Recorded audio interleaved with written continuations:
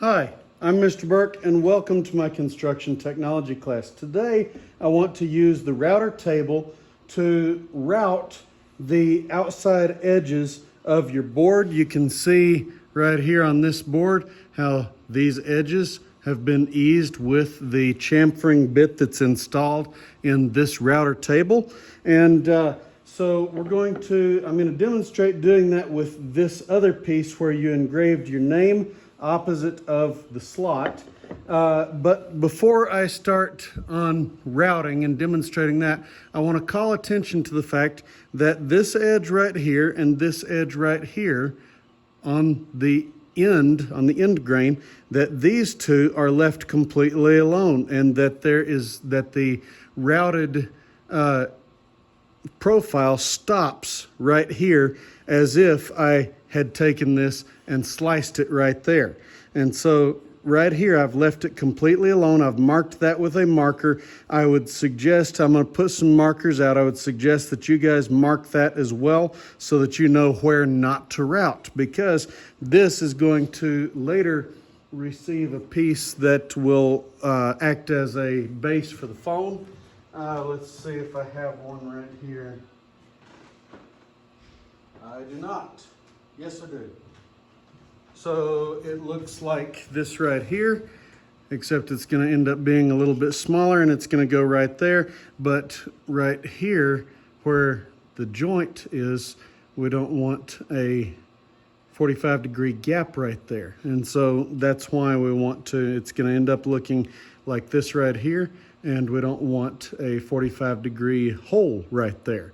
And so that's why we're going to leave that part totally alone. On this other piece, we're going to go completely all the way around both sides, both faces of this board.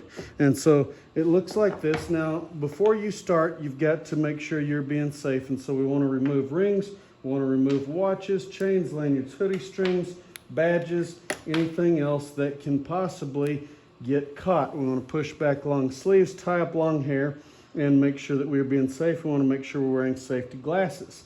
And so remember that what stays still is on the left, what moves is on the right, and you pull toward yourself. And that we're going to start with end grains first and then edge grains after that. And so it's going to look like this. We're going to turn it on, full speed. Starting right here, I'm going to pull toward me.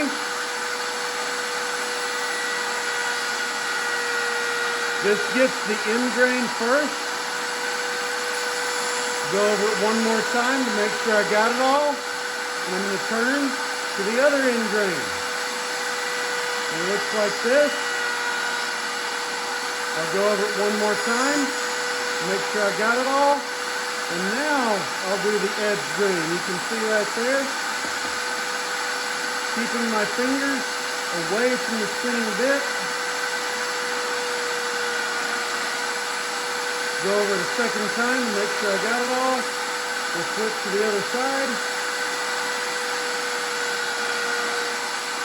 Looks good. Do it one more time to make sure I got it. And now I'll flip to the other side. Again, we start with end grain first.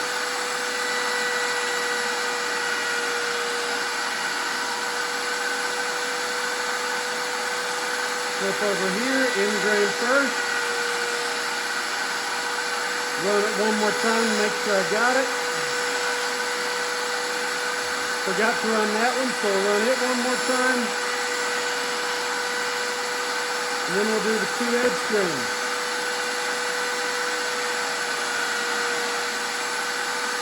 One more time. Turn it around.